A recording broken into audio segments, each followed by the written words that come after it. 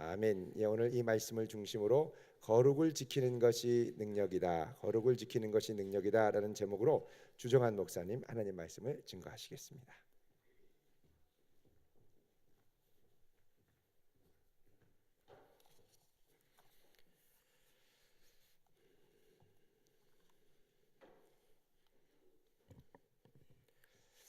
네, 제가 오늘 오후에는 찬양을 안 했지만 여러분들이 아시는 것처럼 제가 얼마 전부터 우리 교회에서 찬양 인도를 하고 있습니다. 예, 잘 하죠?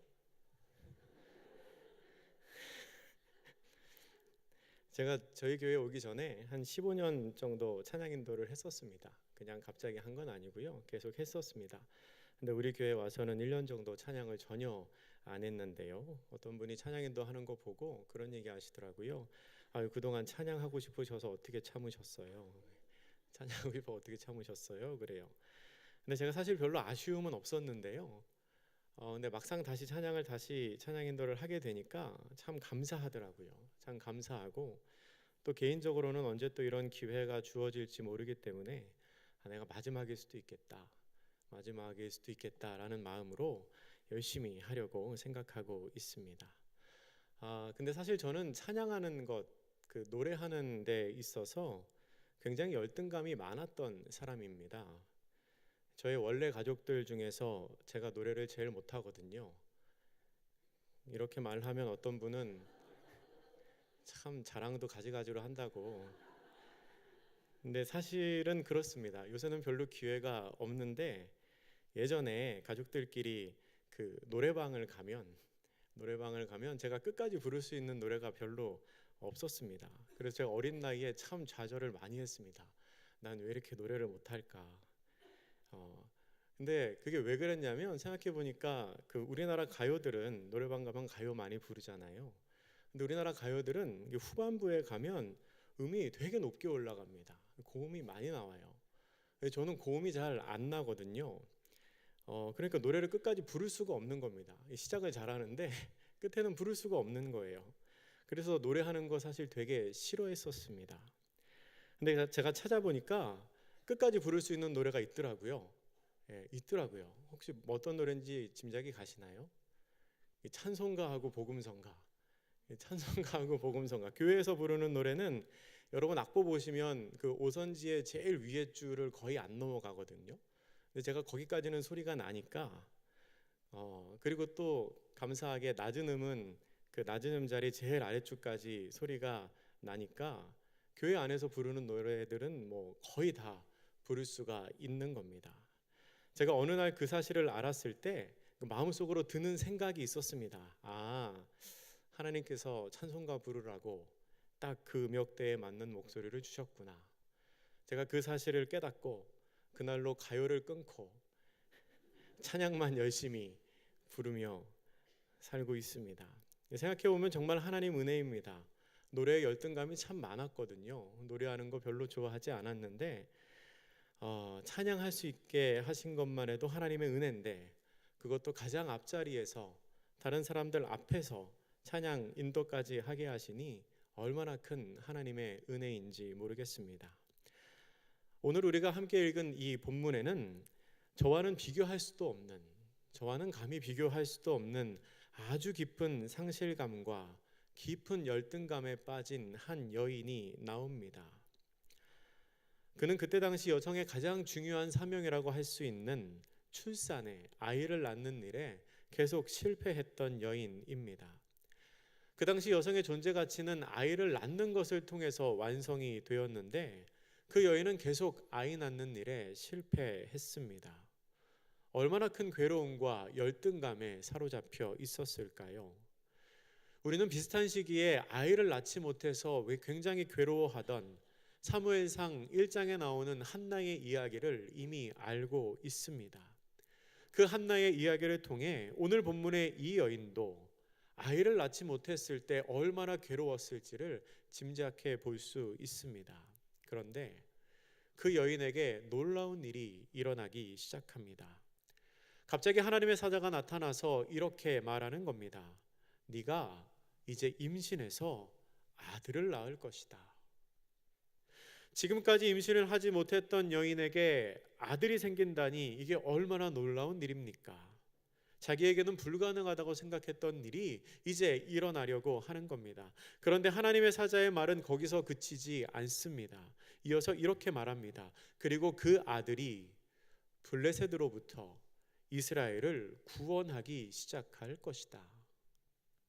아니, 아들을 낳는 것만 해도 너무 감사한데, 자녀가 생긴 것만 해도 너무 감사한데, 그 아들이 이스라엘의 구원을 시작하는 하나님의 사람이 될 거라는 겁니다.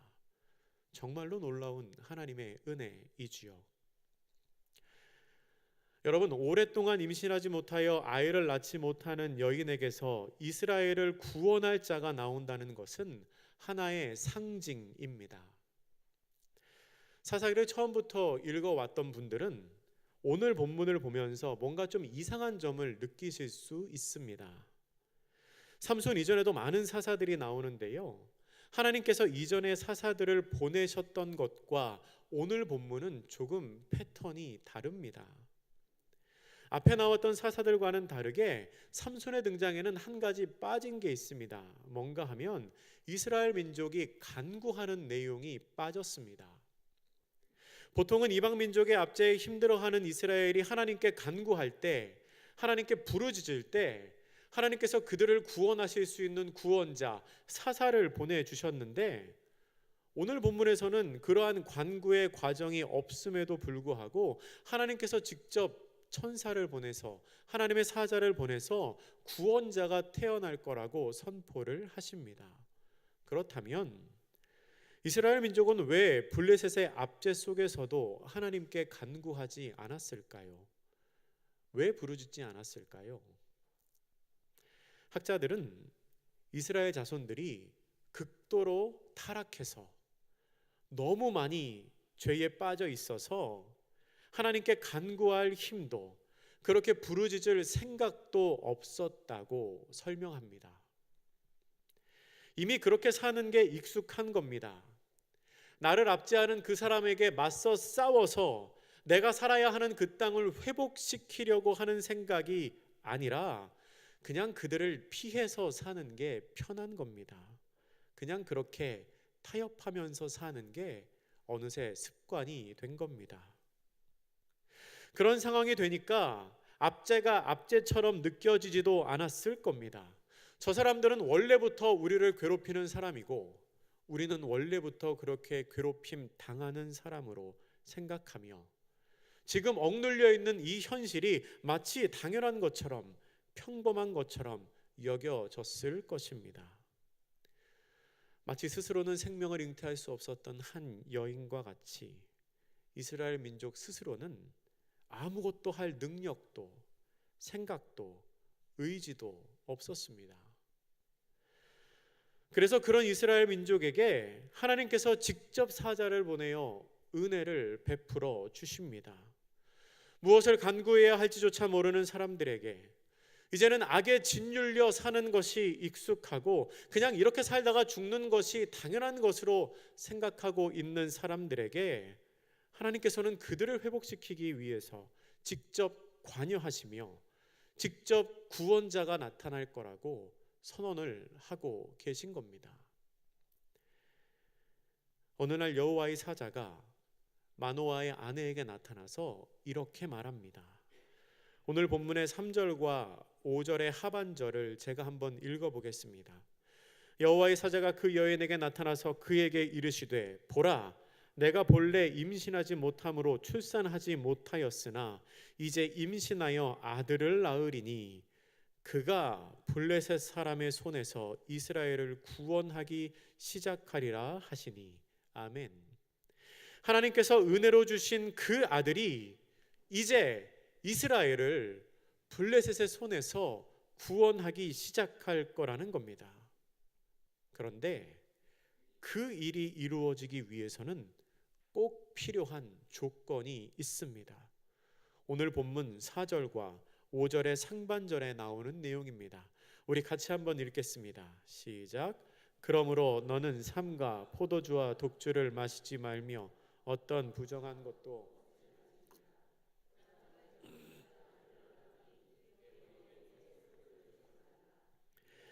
태에서 나옴으로부터 하나님께 바쳐진 나실인이 됨이라. 아멘. 여호와의 사자는 그가 태에서 나옴으로부터 하나님께 바쳐진 나실인이라고 말합니다. 여러분, 나실인은 하나님께 자신을 거룩하게 드리기 위해서 서원한 사람을 뜻합니다. 나실인에 관한 법은 민수기 6장에 자세히 나와 있습니다.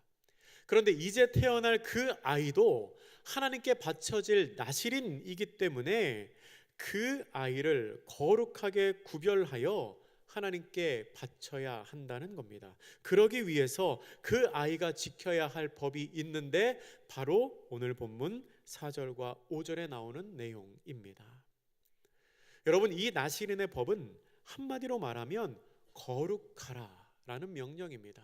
거룩하라. 하나님께서는 하나님의 도구가 되어 일하는 그 사람이 거룩하기를 원하십니다. 하나님을 모르는 다른 사람들과는 좀 구별된 삶을 살기를 원하십니다. 세상 사람들과는 다르게 살기를 원하십니다. 또한 거룩하게 살되 그냥 혼자만 숨어서 아무도 보지 않는 데서 나만 혼자 그 거룩을 유지하는 것이 아니라 드러내놓고 많은 사람들이 있는 곳에서 그 거룩을 자랑하기를 원하십니다. 나실인으로 태어난 삼손에게 요구하셨던 그 명령은 이 시대, 우리가 사는 이 시대 속에 하나님의 사람으로 살아가야 하는 우리에게도 똑같이 적용이 되는 말씀입니다. 여러분, 우리도 구별된 삶을 살아야 합니다. 우리도 거룩하게 살아야 합니다. 예수님께서는 산상수훈의 말씀을 통하여 이미 하나님의 자녀된 우리가 이 세상에서 어떻게 살아야 하는지를 이렇게 말씀하셨습니다. 신약성경 마태복음 5장 13절에서 16절 말씀입니다. 우리 한번 같이 찾아보도록 하겠습니다. 마태복음 5장 13절에서 16절 말씀.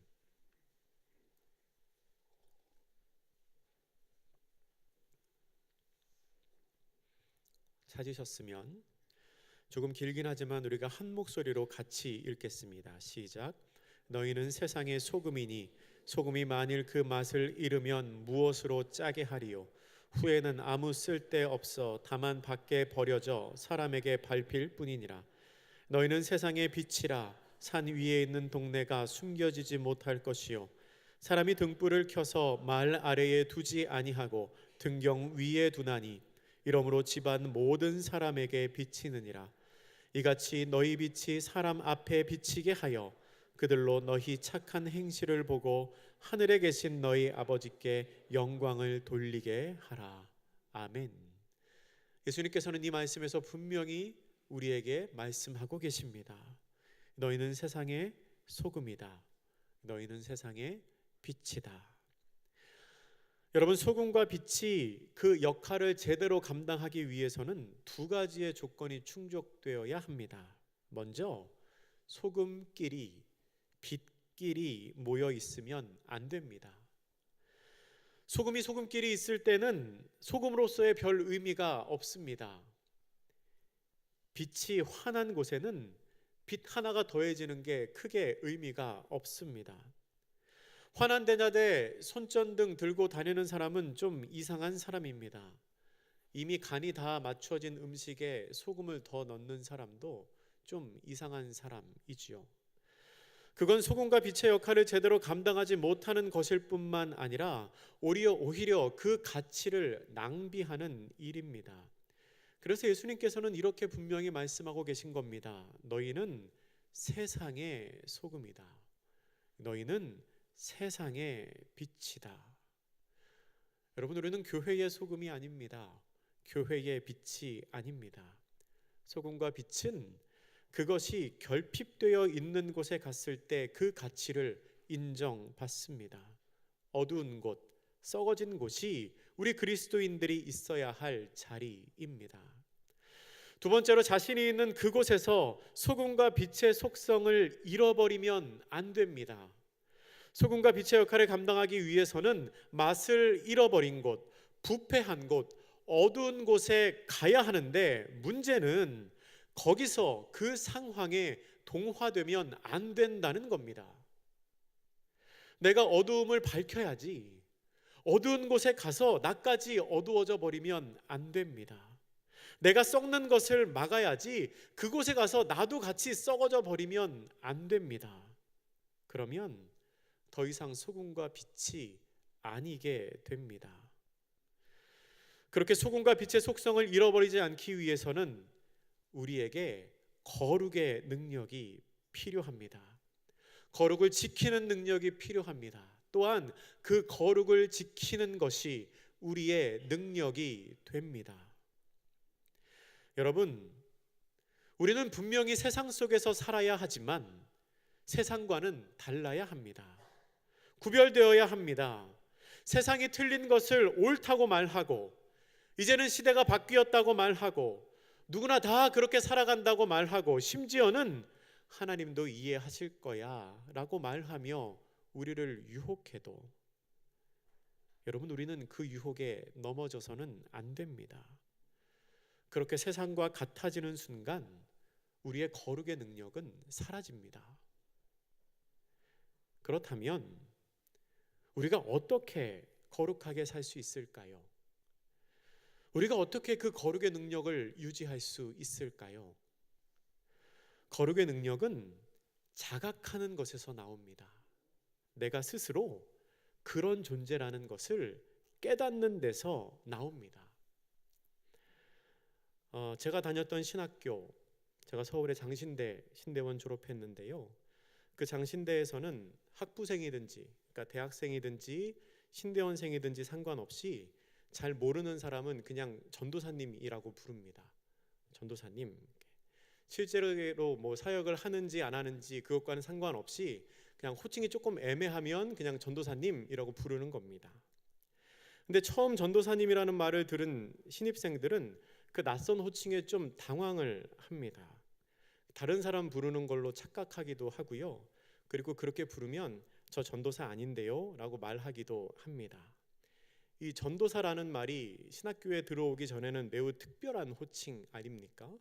그 특별한 호칭이 나에게 주어진다는 게, 나를 부르는데 그 호칭이 쓰여진다는 게 굉장히 당황스러워서 잘 적응이 안 되는 겁니다. 근데 조금 있으면 다 적응하죠. 조금 있으면 서로 전도사님이라고 부릅니다. 근데 여러분, 그 호칭에 담긴 놀라운 능력이 있습니다. 아주 놀라운 능력이 있습니다. 그 학교 안에 매점에서 물건을 산다든가 할 때 좀 소란스러워지면 누군가가 이렇게 말합니다. 전도사님, 질서 좀 지켜주세요. 그럼 어떻게 될까요? 조용해집니다. 줄을 잘 씁니다. 심지어는 이런 일도 있습니다. 물론 저도 들은 얘기지만요. 그 대학생들은 군대 제대하고 예비군 훈련 통지서가 오면 학교별로 가서 훈련을 받습니다. 그걸 이제 학생 예비군이라고 하는데요. 이 신학생들이 학생 예비군을 가면 예비군 대대 병사들이 굉장히 좋아한다고 합니다. 보통 일반 대학생들은 예비군 가면 말 되게 안 듣거든요. 멀쩡한 사람도 군복만 입혀놓으면 좀 이상해진다 그러잖아요. 저도 경험을 해봐서 잘 아는데, 근데 보통 예비군들은 그냥 선배님 이렇게 부릅니다. 선배님. 근데 통제가 잘 안 됩니다. 그런데 장신대 학생들이 그 학생 예비군을 받으러 가면 조교들이 이렇게 말한다고 합니다. 전도사님들 줄 좀 맞춰주시지 말입니다. 이렇게. 전도사님들 복장 좀 단정히 해주시지 말입니다. 그러면 말을 잘 듣는답니다. 이게 전도사라는 호칭에 담긴 굉장히 놀라운 비밀, 마법 같은 능력이지요. 근데 여러분, 왜 그렇게 할까요? 왜 그렇게 할까요? 그 이름이 불려져서 내 귀에 들렸을 때 내가 그런 존재라는 것을 깨닫는 겁니다. 아, 그렇지. 내가 전도사지. 내가 그렇다는 것을 깨달으면 그렇게 살아야 한다는 의지가 내 마음속에 생기는 겁니다. 혹시 여러분은 그런 경험 없으십니까? 예를 들어서 여러분이 혹시 그러시진 않겠지만 급한 일이 있어서 무단횡단 하려고 하는데 갑자기 내가 가르치는 교회 학교 아이가 짠 하고 나타나더니 선생님 안녕하세요 라고 인사를 한다면 여러분 어떻게 하시겠습니까? 안녕? 선생님은 무단횡단 하는 중이야 이렇게 얘기하고 건너가시겠습니까? 만약에 여러분이 쓰레기를 무단 투기하려고 하는데 어떤 분이 뒤에서 갑자기 권사님 뭐 하세요? 그러면 예 집사님 저는 쓰레기를 무단 투기하고 있어요. 그렇게 하시겠습니까? 안 하죠. 못 합니다. 마음속으로는 이미 했는데 근데 행동으로는 왜 못 할까요? 그 순간 깨닫는 겁니다. 내가 어떤 존재인지를 깨닫는 겁니다. 내가 교회 학교 교사지, 내가 교회 권사지, 집사지, 장로지. 그러면 마음이, 행동이 달라지는 겁니다. 여러분, 거룩의 능력은 자각하는 것에서 나옵니다. 내가 그렇다는 것을 깨닫는 것에서 나옵니다. 그러면 우리는 누구입니까? 여러분과 저는 누구입니까? 여러분, 우리는 하나님의 자녀입니다. 내가 하나님의 자녀라는 것을 계속 기억하는 것에서 우리는 거룩을 지킬 수 있는 능력을 얻을 수 있습니다. 근데 아쉽게도 우리가 교회 안에서는 그걸 잘 기억하는데 밖에 나가면 금방 잊어버립니다. 여러분, 우리는 내가 그런 존재라는 걸 꼭 기억해야 합니다. 그리고 그렇게 살아야 합니다. 하나님께서는 우리를 향하여 빛이 되어라, 소금이 되어라 라고 말씀하시지 않았습니다. 뭐라고 말씀하시나요? 너희는 세상의 빛이다, 너희는 세상의 소금이다 라고 말씀하십니다. 이미 빛이고 이미 소금이라는 겁니다. 이것도 하나님의 은혜입니다. 생명력 없는 이스라엘에게 하나님께서 주권적인 은혜를 주신 것처럼 하나님께서는 아무것도 아닌 우리를 이미 빛으로, 이미 소금으로 삼아 주셨습니다. 이미 그렇다는 겁니다. 내가 나중에는 빛이 될 거지만 지금은 빛이 아니니까 지금은 막 살고 나중에 빛이 되면 빛답게 살아야 되겠다. 그게 아니라는 겁니다. 여러분은 지금 빛이고 지금 소금입니다. 그걸 알고 그렇게 살라고 말씀하십니다. 노력해서 되어야 하는 것이 아닙니다. 이미 빛이니까, 이미 소금이니까, 이미 하나님의 사람이니까 그 사실을 깨닫고 남들과는 다르게 살라는 것이 우리를 향한 주님의 요청입니다. 한 가지만 더 얘기하고 말씀을 마치겠습니다. 하나님께서는 이제 태어날 삼손에게 거룩할 것을 요청하셨습니다. 그러면 그 거룩을 통해서 하나님이 무슨 일을 이루어 가실까요? 다시 오늘 본문 사사기 13장으로 한번 넘어가셔서요, 사사기 13장 5절의 하반절 말씀을 우리 다시 한번 같이 읽어보겠습니다. 사사기 13장 5절, 사사기 13장 5절 전체를 같이 읽겠습니다. 시작. 보라, 내가 임신하여 아들을 낳으리니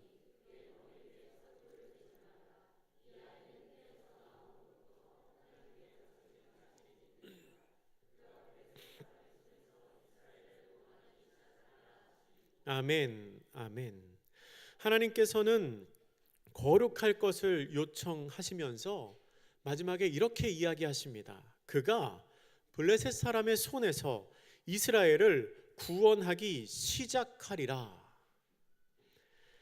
여러분, 여호와의 사자가 그 마노아의 아내에게 한 이 말을 우리는 그냥 보고 넘길 수도 있지만 사실 이 말씀에 삼손의 삶 전체를 관통하는 메시지가 있습니다. 여러분, 삼손의 사명은 구원을 완성하는 게 아니었습니다. 하나님께서 삼손에게 맡기신 일은 이스라엘의 구원 역사를 시작하는 것이었습니다. 하나님은 삼손의 앞으로의 삶의 이야기를 하시면서 그가 이스라엘을 구원할 거라고 말씀하시지 않습니다. 하나님은 단지 삼손을 통하여 구원이 시작될 것을 말씀하십니다. 그리고 실제로 블레셋 사람들에게 저항하는 그 이스라엘의 해방 전쟁은 삼손으로부터 시작돼서 사울을 지나 다윗의 때에 이르러서야 완성이 됩니다.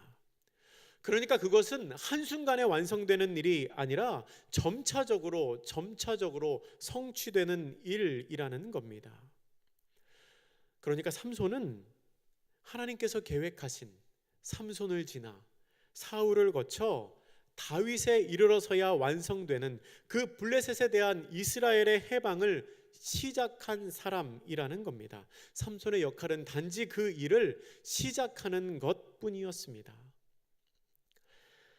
삼손의 삶은 어떻게 보면 실패한 것으로 보일 수도 있습니다. 그의 삶 그 자체만 놓고 보면 그렇습니다.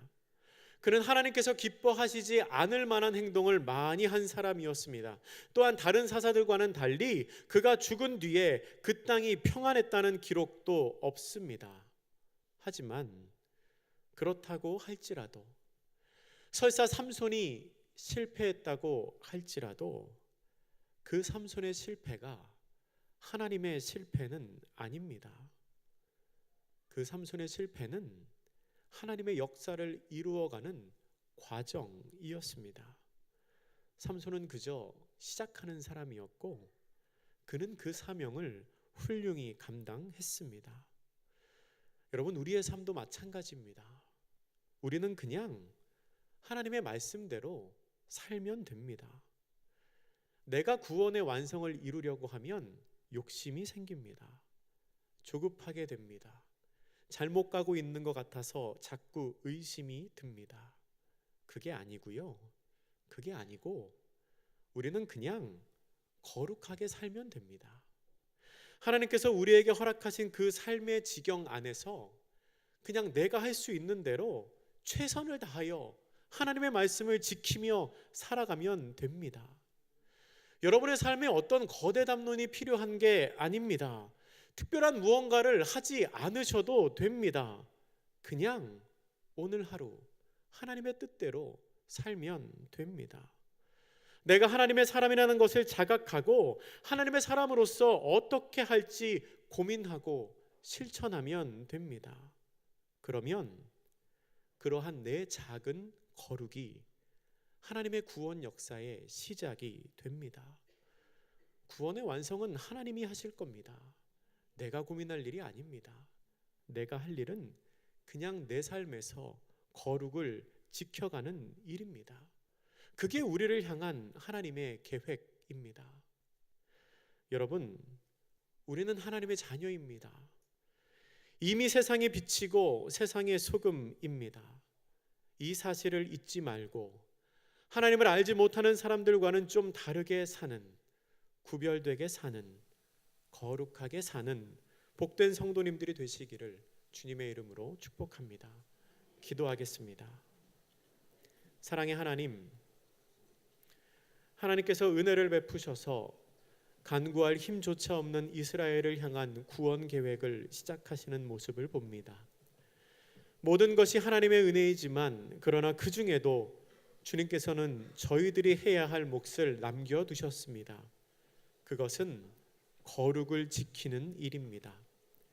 세상과 다르게 살고 세상과 구별되게 사는 것으로 하나님의 영광을 드러내기를 원하시는 주님, 우리에게 힘과 용기와 지혜를 주셔서 이 험하고 악한 세상 가운데에서도 하나님을 향한 거룩을 잃지 않는 주의 자녀들이 다 되게 하옵소서. 감사드리며 예수님의 이름으로 기도드립니다. 아멘.